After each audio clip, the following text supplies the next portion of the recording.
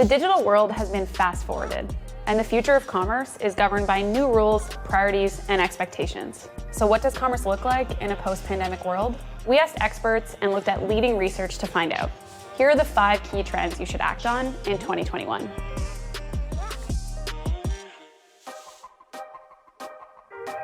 Nearly 150 million new shoppers came online during the pandemic, bringing e-commerce sales to an all-time high.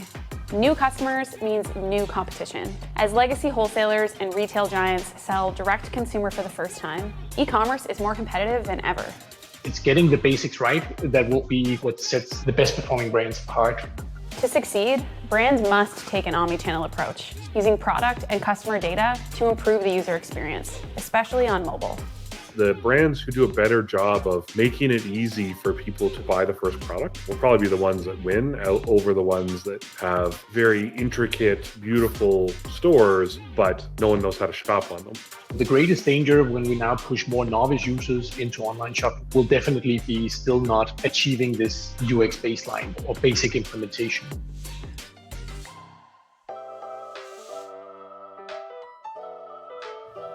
The pandemic has changed the way we buy, and nearly half of internet users say they'll continue to shop online.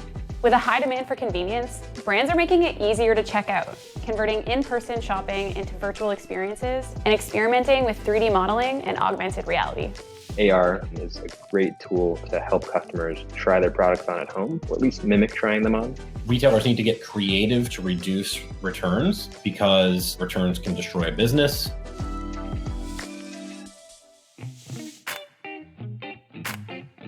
Businesses face a balancing act around fulfillment, as 64% of consumers want their orders shipped for free, while 75% say they would pay more for environmentally friendly products. This world that we're living in right now has forced brands to think through the entire consumer journey. One of the worst things you can do is have just a huge delta between customer expectation and experience. In response, brands are turning stores into fulfillment centers, automating inventory management and streamlining the returns process. You're going to see a lot more big brands have a consolidated supply chain.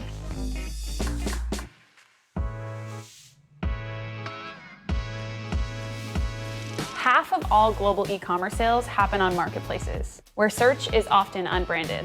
That means brand building is more difficult, but more important than ever before. You can no longer afford to have just a transactional site with lots of products. You've got to really become a destination for your merchants. To stand out, businesses are injecting life into their marketplace product pages and building relationships across other channels through customer service, personalization, and community. It's enabling convenience and personalization. Going into 2021, if you can have a strong community, you're going to be better positioned for sure.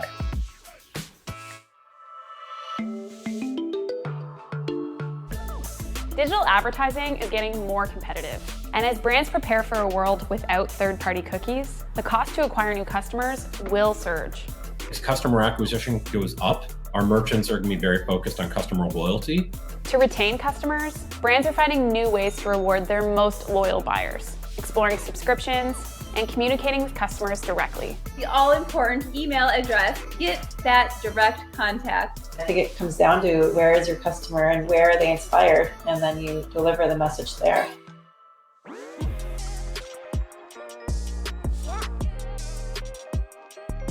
For more insights and advice on the future of commerce, read the full report. All right, this is a very brief introduction about e-commerce, right? About e-commerce trend, and it's not all the trend that we'll cover in our book, right? In our textbook. Hang on, let me turn this on first, right? And we kind of point out in our notes that mobile commerce is one of the trends that, especially during the pandemic time, is important, and more people turn to it, right? And what was worth noticing from the trend that we just watched from this YouTube video, we have to realize that retaining customer is important. That's why the pages that we have earlier, remember? Hang on. This fulfillment, right, is important. And this service support is the key for success, right? In today's e-commerce, and that's why it's a trend. This actually also, hang on, responding to these two parts, all right, in the value chain, all right. So this is something that we have to take note on, all right, after these 5 trends been told to us. And return to mobile commerce first. Mobile commerce is definitely the trend of e-commerce because we're now turning everything on a big computer or notebook computer onto a mobile phone so that we can buy, sell much easier. When I say mobile commerce, the target normally is on the mobile smartphones that we're using. The smartphone is actually no difference from I should say it's getting more and more no difference from a PC or a notebook computer, right?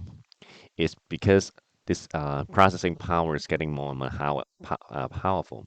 However, one thing that we have to be certain is whenever we are letting online trade, instead of using the computer that with a wire, with a cable connecting it for network connection, if we're using smartphones or mobile device like a tablet, it's very likely that they would get communication disconnect.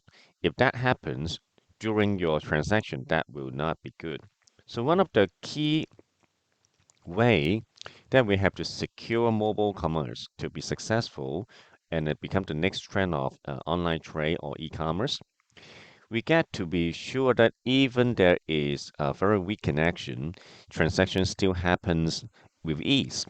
And therefore, you see, we have 2 different type of supporting technologies that develop quite well in m-commerce stage. One is, of course, our Wi-Fi, right? This wireless area network 3G, 4G, Wi-Fi is that short range, right? Short range communication. One is, of course, the Wi-Fi, right? The Wi-Fi communication actually can take up the time when communication of your mobile phone or tablet device is gone. Another one is much more mobile. That would be 3, 4G connection. When we say 3G or 4G, we actually talk about the bandwidth, all right, the speed of data transfer. With 3G is roughly 24 megabyte per second. When you go to 4G is a lot higher in that you can reach up to 100 megabyte per second at least from time to time, right? Now this 3, 4G network is mobile. It's actually meaning that when you travel from one place to another, you nearly guaranteed to have a connection. However, the connection is actually like that. If you travel from point A to B using 3, 4G network, all right, for example, along the line like that. Let me use another color. Maybe I turn the color this time into, hang on. Let me turn the color into green, all right. You actually have many 3, 4G connection range. So from your getting from point A to point B, what do you experience? You have actually experienced many 3, 4G. So the green here is the 3, 4G, right? Those are the 3, 4G network coverage. When you are from, let me change the color once more into blue.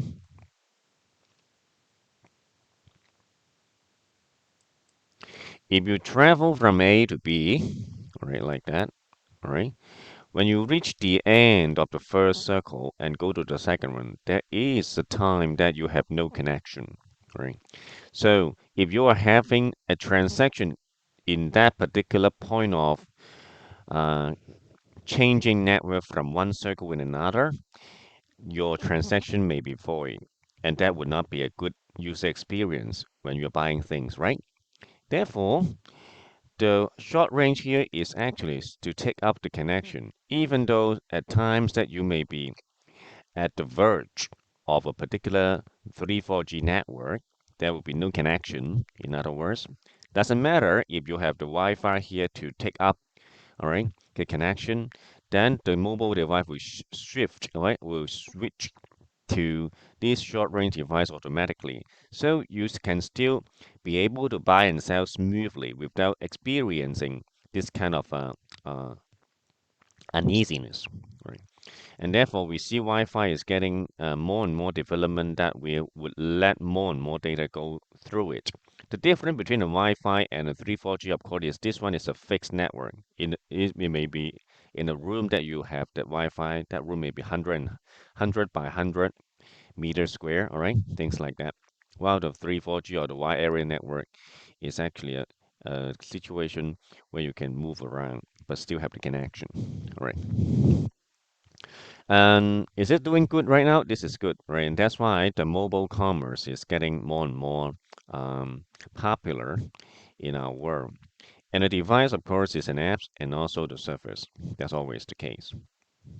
However, to facilitate this mobile commerce even further, voice-based becomes something that a center become a center of development in mobile commerce. Because if you need to type things all down, and that would be quite difficult in a mobile device because of the size of it, right?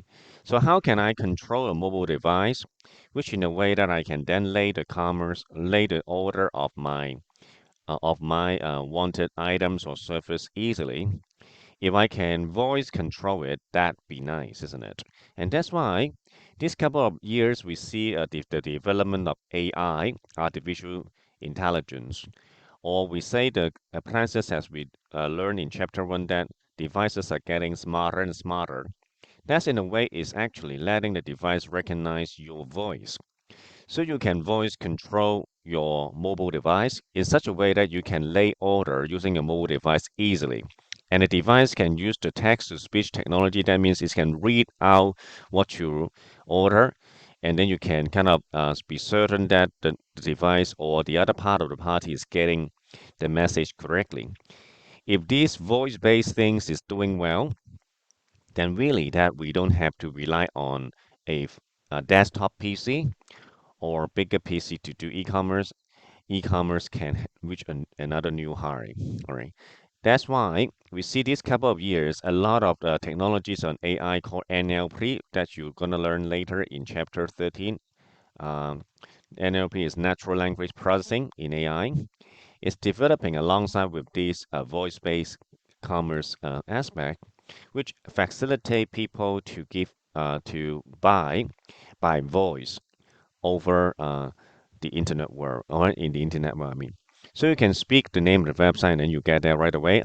Very classic example for that, of course, is in iPhone there they have developed a rather sophisticated voice assistant called Siri or Siri. All right, some people in the UK call it Siri, right?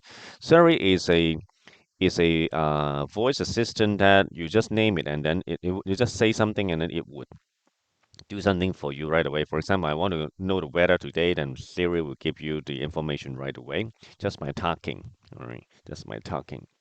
Mm.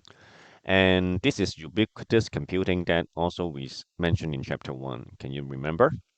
Now, once the voice space is okay, and then we have to make a way of buying things in on the internet, which would give us a kind of guarantee just in case that someone is kind of faking us and do a buying and sell for us. This is not possible. And that's why we start making transaction much more knowable by setting something called e-wallet. E-wallet is actually a package. When you're buying something, your address, your identity will go along the transaction information so that you with all those information that we are sure it would be quite hard for people kind of imitate you and buy on your behalf, and then you have to pay for the stuff because all those kind of identity can help ascertain you. And of course, the e-wallet also borrowed the blockchain concept to make it more sophisticated, so that it will be harder for people to imitate or to kind of uh, produce fake identity on you in the purchase. All right. So this is e-wallet concept.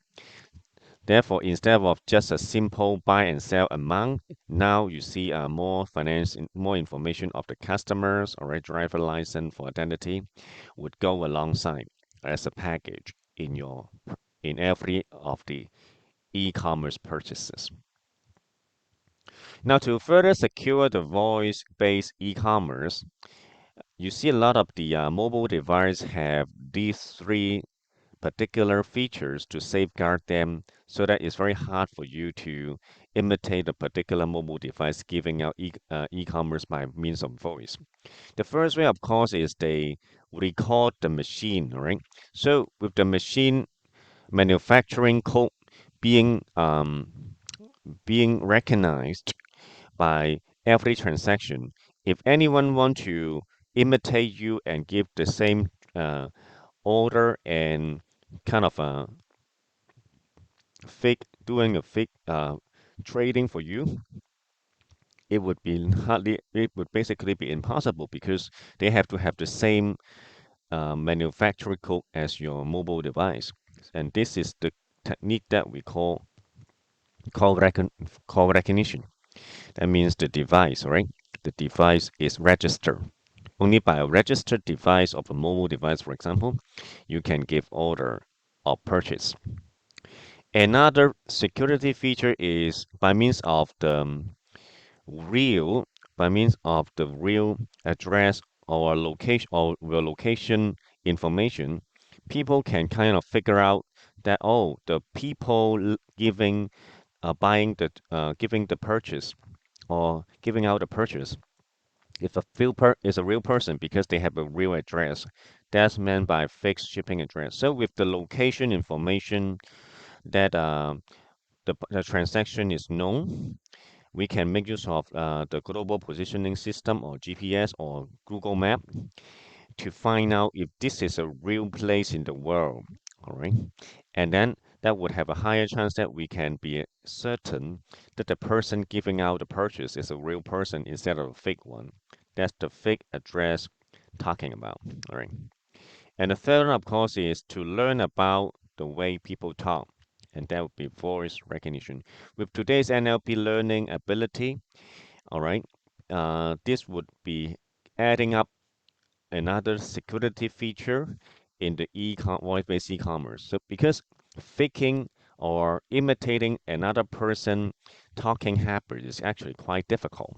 So by means of the voice pattern or talking pattern of a person, we can add security features to voice-based e-commerce and make it very hard for the other party to produce some fraud in this respect. All right. So that would be the voice-based e-commerce that we see as the trend.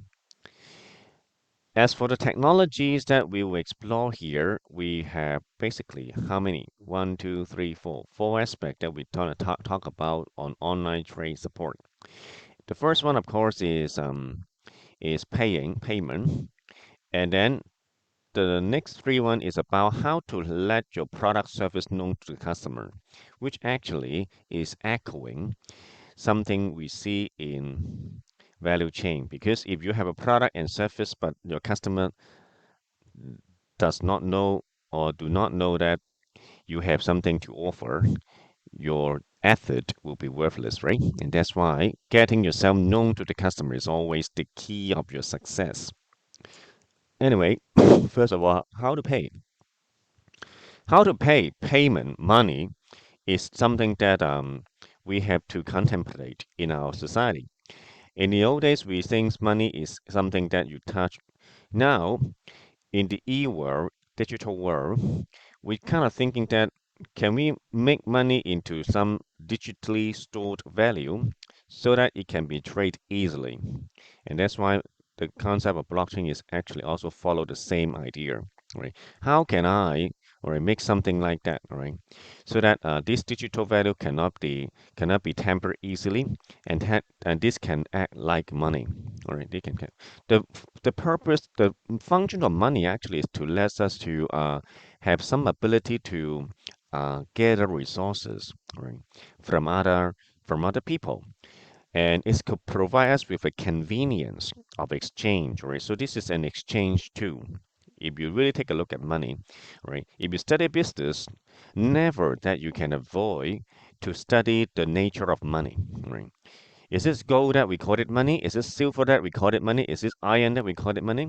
In different time of humans' history or society development, we've been using different metals to represent what we call money, or we even use shells, right, to do it, right? Right now, there is a big change in our money concept. Instead of using the precious metal to represent money in our world, we kind of turn to value, a conceptual, a concept values, or a concept of values that's stored, right, to represent the use of money that we have in our society for a long history of time, right? So, if we can reduce the concept of money into a store value concept, which is a highly untamperable. That means you cannot temper it. That will be the success of money shift from a tangible form in an intangible form. The first attempt of turning money into digital value in human society is we make a lot of cards, right? All those cards like the credit card, the debit card, the charge card, or even later the smart card is doing something like that. However, we want always that money is something that we can trace. If the money concept tied with the identity concept we have, smart card appears. And that's why for smart card, which in a way is store digit, on the other hand is having a processor here to store our personal and finance information. With these two pieces of information bundled with the concept of store values as money, we will have a high chance and traceability of every transaction in business, right? And of course, that involves something called privacy in our life, but that's actually a very pragmatic way that we can secure and know that money is really from a particular person going to another, from one person A to another person B, right? And that's the way people use to ascertain, right, money flow. Now, more and more, we see that in the electronic payment society on the e-world, all right, bundling ourselves with the digital concept and our identity becomes a trend. And when we take a look at e-payment system, we see there are many forms actually during its development. The most popular form that you probably heard of is this one, all right? This is the case when you let someone pay on your behalf so that your finance and personal information will not be leaking to the seller, right? That is PayPal. Now, PayPal is one company doing something like that as we call it the third-party payment, and it's quite popularly used. Apart from PayPal, we also can make use of post office to do that, right? Actually, in Germany, the post office is doing something like that for people. And of course, the Visa Master systems in certain way can also provide some service similar to PayPal, right? That's the first concept. Another concept is tying our finance and personal information with the payment. That's the e-wallet concept we seen earlier. And then, following a tradition of using check, all right, check in Europe, we also see that in the early time of e-payment development, they got something called ch8. I, as far as I know, some people still use it, but it's actually getting less and less popular because of the e-wallet appearance. Before the e-wallet appearance, e-checks is considered a very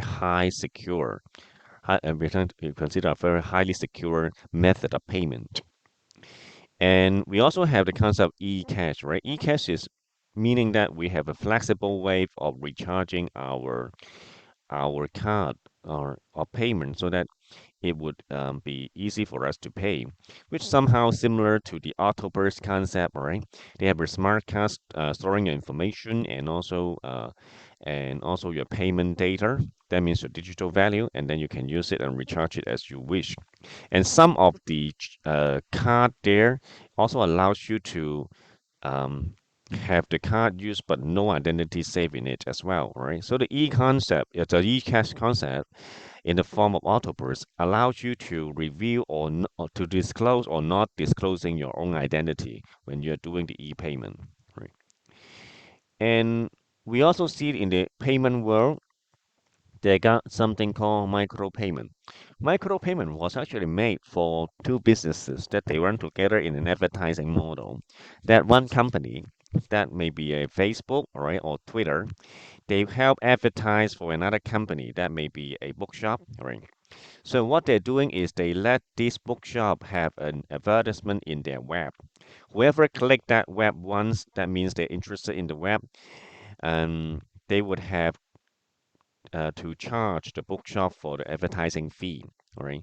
Because they just count them per click or view, that payments will be really, really small, maybe 1 cent, 2 cents there. And that's why to settle all that small amount, they use micropayment. But never think that, oh, it's only 1 cent, 2 cents, then charging that will be quite a fuss to do it, isn't it? Well, the point is when a company and a company like the bookshop advertise through Facebook, they expect to have many more clicks, maybe millions or hundreds. So when you add them up together, 1 or 2 cents here add up will be actually quite a sizable amount of money to be charged from the advertising company like Facebook there. Okay, I just mentioned. Now, so micropayment is actually one application of utility computing.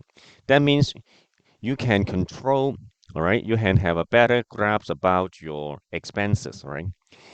By means of people clicking you, you can know your popularity of your product, all right? And that your advertising cost will be higher. But if you can have a good selling, these higher advertising costs can be compensated, right? Okay, so that micropayment allow the trend of utility computing carry out. That means you just pay as you really need use something, right? Instead of paying a big package of advertising that it doesn't guarantee you to have anyone respond to it. Paying micropayment for advertising actually is a much more worth the money method if you are doing business. Now, then we turn to the last topic today. How can I make my products or service known to the outside world in the e-environment or in the electronic environment? Web marketing is the issue that we're talking about. Promote, right? Promoting goods or service. How can we promote thing, things to the outside world? By measuring something like clicks, we kind of have a rough idea about how popular our product is. Of course, we can also measure how popular our product service is by means of ad expression. Ad expression means people view your stuff with some time, and maybe they will also leave some comment there. That would be ad impression. So if anyone have interest in your product service and they view it for some time and even leave a comment there, okay, that means they have a real interest in it. Sometimes for click is not very certain because you may accidentally click something and then you find it is not something that you want, you click away, right? But with that is ad impression, the certain value of people interest in you is higher. And of course, you can also attract people to you by means of some banners, right? That's why you see in Twitter, in Google, and in also Facebook, all right, or mini blog or some of the discussion board, they have a ever-changing advertisements box, and we call this one the banner box because it will change in the short term. And there they will display a very short marketing message, okay, to attract you from clicking, okay. And of course, if anyone click it, the shop providing the advertisement will need to pay by micropayment of that particular clicks, all right, or comment left behind. Now, another things that we have to know is here, you can also measure how people view your pages, how many pages is viewed by a person, and that's page view. So does this number provide you with also a rough idea about how popular your product service is among people in people's mind, right? Now, if I want to measure those things in a much more um, cost-related manner, then we have some index to measure it, and those were the three that we see below. Right? Any web marketing company will give you this number from time to time. The cost per thousand and cost per click. All right. So what is cost per thousand? Cost per thousand means how much money can get you with some people comment or view you. All right. That would be cost per thousand. If I spend $5 in advertisement and I can get 1,000 people look at my stuff, all right, that's one cost per thousand number, or we'll call it CPM number. If I use $20 and around 1,000 people viewing my stuff or commenting me, you're gonna find out the one spend $5 will be much more effective than the one spend $20. That's how they measure it. So the lower the cost you can, with the same number of people commenting you, the more successful you are, all right? And that would be what we call cost per thousand. In the same manner, cost per click, all right? Cost per click, CPC. CPC is about, okay, how much money you spend on advertising incur people clicking you. If I spend $5 US and I have 1,000 clicks, but if you send $20 here, you have 1,000 click also, then definitely the one with $5 and 1,000 click is a much better investment, all right, than the other with $20 spent on advertisement, and that's CPC. Now with CPC and CPM come together, and as an index, you have CTR. CTR is click-through rate, which is the number of clicks divided by impressions. So that would be CPC actually over CPM. So we let CPC divided by CPM, we'll have CTR, click-through rate, which means when people go to your particular website and okay, it's also include a certain click. If that is quite a lot, that indicate your website is very popular and people are really active in using or knowing your products or service, right? So that would be CTR. Those things here, together with the static number, click, impression, page view, all right, can help you get a better idea of how good your market or your marketing or your promotion is, all right, in the e-world. And of course, you can also do all those things in a rather sneaky way by using cookie.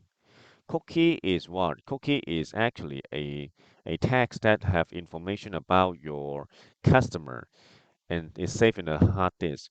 Right? From time to time, this cookie will go to the provider website and then they will tell about the activities that particular person use. Using cookies have an ethical problem from time to time because that would um, let user privacy leak out from their user device. However, it's actually a valid way because as long as you set cookie on the page and people accept the consequence of using cookie, they still be considered legal to collect information in this particular manner.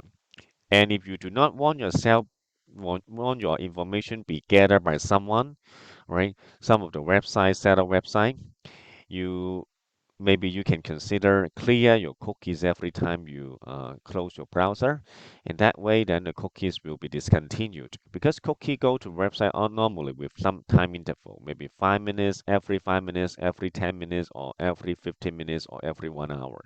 Okay, if this is before the time that a cookie is going to the server that it is destroyed, then your information more or less will not leak out to your provider. And so that's cookie. So by means of cookie, you can have a better idea about who's interested in you in your website and then know those people more. Now, click and hit come together as a partner, right? What's the difference between click and hit? We normally say click. Click is the mouse movement of a user. When people press the button on the mouse, it's a click. When that click from the mouse and record by the server, that's a hit. Now there is normally a difference between them. People, if they study very carefully, gonna know. Some people have always a habit of double click, even though they don't need to. So if they do double click all the time when they browse the net, what would happen? It means that they click something twice. In the end, they just need maybe just one response instead of two. If this is the case, then counting that particular person with two clicks and conclude that person have interest in something will be quite hasty. And that's why instead of using clicks to measure how popular your stuff in people's mind, people start thinking maybe I count the server respond, all right? Because even with some people with many clicks here, they actually want a particular information or product or service one time only. So the server respond with the hit can kind of moderate, all right, this over clicking of people, all right. Now, there's also some way that people can use in their web page or mobile apps to let themselves much easier or much more proactive in promoting themselves. Right? One way to do it is they set the meta tag.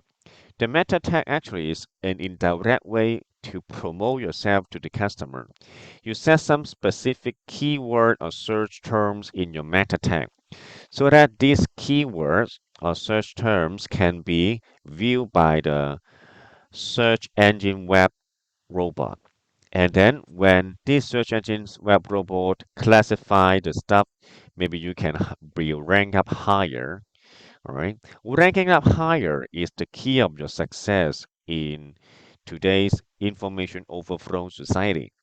So that's why meta tag is a good technique for you to push your ranking up, right? And that's why after web marketing today, we also have another section called search engine optimization, which basically is to push your rank up to promote yourself, all right, in search engine. And this is actually a very popular marketing technique as well. So tag matter here, there will be something related to that. And of course, you can also, whenever people browse a website, you pop up or pop under something to kind of promote yourself. This is the same category called pop up or pop under, right? However, we have to be very careful that some browsers now have the features of turn off the pop up, pop under, all right, automatically, so that no disturbance will be brought up to the user. If that's the case, your pop up, pop under advertisement will go in vain. And also for some website, just like the website for movie, they would make use of something like splash screen, or a hotel website was also using something like that before. This splash screen is like you enter a website that would be like enter a movie. You have to watch something with very good picture there, and then you can visit the website. Good things about using splash screens to promote yourself, attract people from visiting your website is that it would give people a very unique feeling visiting your website or for your product or service. However, this splash screen will also be a problem when it has to travel to some area where the bandwidth is weak, because the website with splash screen normally take longer time to load up. If a particular place is short of uh, bandwidth, maybe they will turn to some other website, then you lose your business, right? So this splash screen here actually has one assumption to be successful, and this is that the particular area has a good connection of the internet.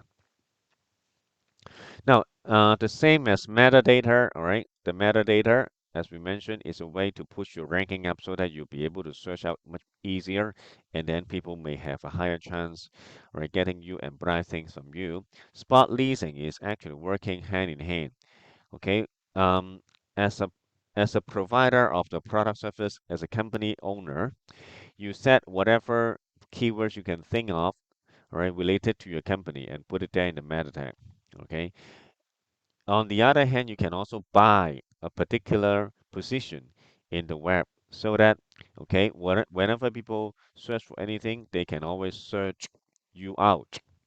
A very classic example for that is take a look at Google and you're gonna have a better idea. Let me jump to Google, all right? Hang on. All right, maybe I'm in Google here.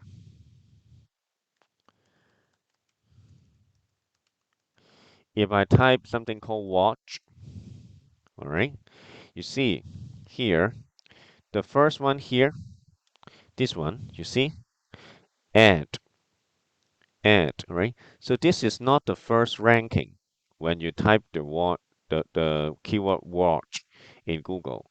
However, it's placed in the top, all right? So which one is the top?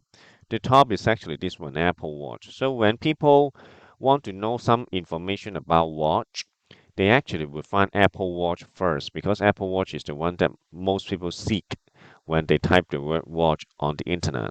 How come there are three websites, this Chalmer and this Cartier and this Fires and four of them actually, and this Fossil Hong Kong go before Apple, Apple Company Watch. The reason is this is least page, all right? These four company that you see here right now, Chalmer, Cartier I think is quite popular luxury watch brand. You see luxury watch. And Fiery and Fossil pay YouTube for what? For their for the lead sorry for the leasing, all right? They are actually doing spot leasing there. So that company is doing spot leasing here. So they spot lease in Google the position. So whenever people touch any of their keyword, they will put at the very beginning of the page, even though they are not the first position, all right, in the search, all right.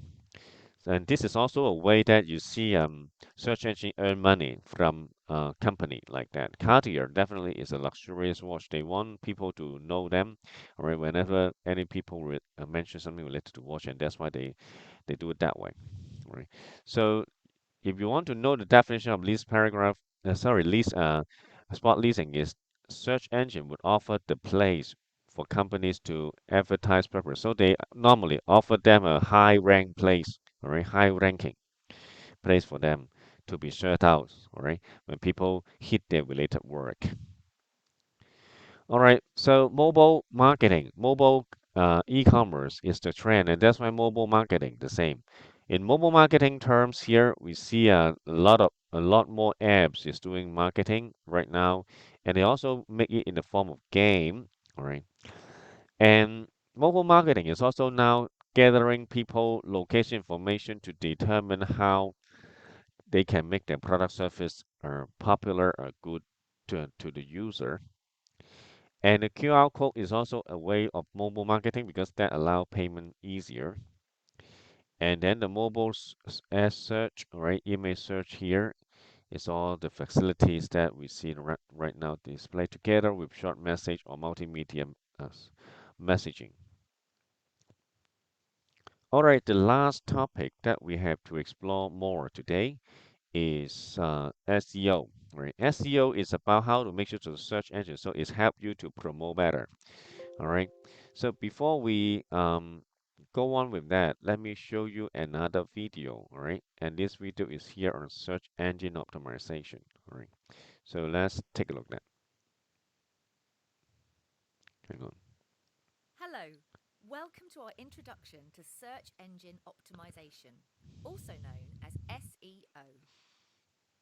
We're going to be finding out how search engines understand your website so you can tweak it accordingly. This means your content will be shown to lots more potential customers. First up, some advice from Adrian on how learning about SEO really helped his business. Optimizing my site for organic search has been absolutely essential. I wouldn't want to be in a position where I'm just running a site just on ads. It needs to be ads and organic. That's a fully balanced business model. Get your site completely sorted out. Make sure your site is as clean as it can be, looks great, works on a responsive theme, to make sure every page on your site is doing what it's supposed to do.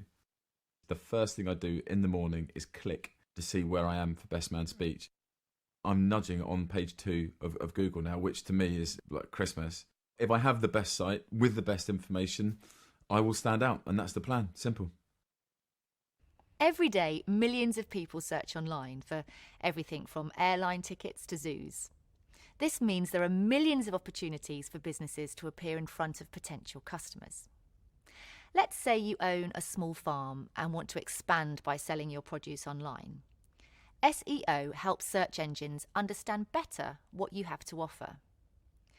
This means when someone searches using a word or phrase related to your business, like let's say heirloom tomatoes, you're more likely to appear in their results.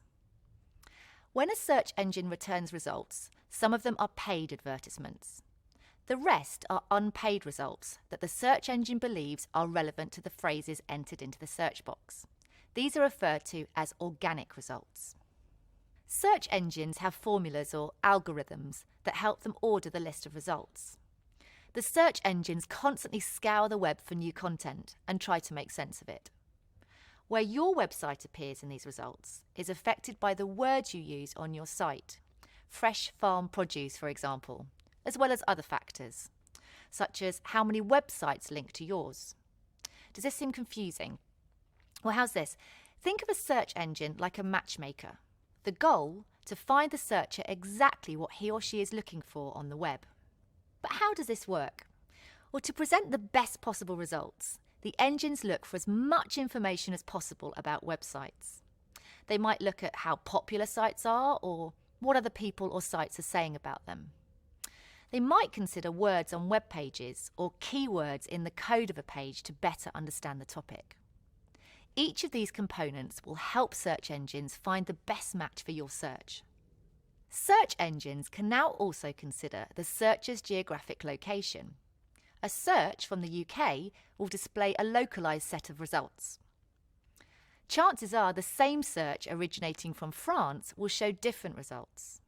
And with the explosion of mobile usage, search engines now consider the devices people use when they perform a search.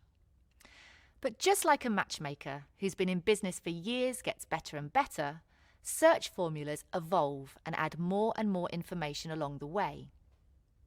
Are you wondering what you can do to make your site more attractive to search engines? We'll touch more on this in other videos, but here's a good starting point. What search engines value most is unique, engaging, relevant content, because their job is to find and show the most useful stuff. So there we have it. Search is a simple thing to use, and many of us use it every day. But what's happening behind the scenes is constantly changing. To effectively promote your website online, you've got to keep tabs on what search engines value most and make sure your website gives it to them. As we go along, we'll tell you much more about how search engines work and help you to create a strategy for improving SEO in order to achieve your business goals.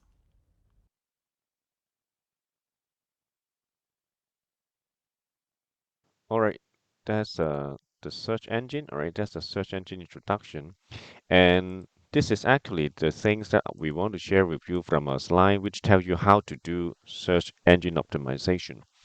From this video, we knew that, okay, if we want to be successfully letting our product, all right, go to the potential customer mind by the searching, we have to have a higher ranking, right? And we know also from this video that search engines has a way of organizing the ranking. That's what they say, the formula or algorithm, if we put it technically, right? So how to squeeze that formula in such a way that there will be a way we can be higher up in the rank. The two key factors is the volume and the quality of the traffic. And that's why there's some company in the world that help us to push it up, and they would help you to modify the content, all right, and the code of your website, right, so that with specific keyword type, you'll be sure to come up. One way to do it is you have to ensure and engage more keywords as possible so search engine can find you and rank you. And that's the keywords approach. The meta tab, can you remember? The meta tag that we mentioned earlier is doing this job.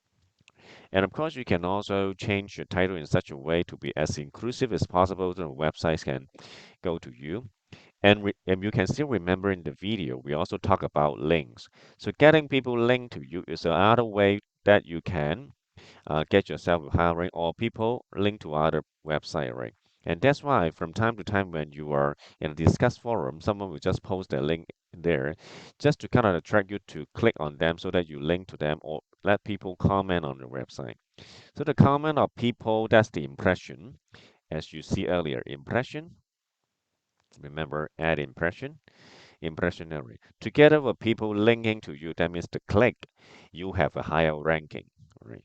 And of course, if you update the content regularly, it will also trigger the robot, the algorithm, all right, the formula of search engine, and then you have a higher chance to let your website boost up.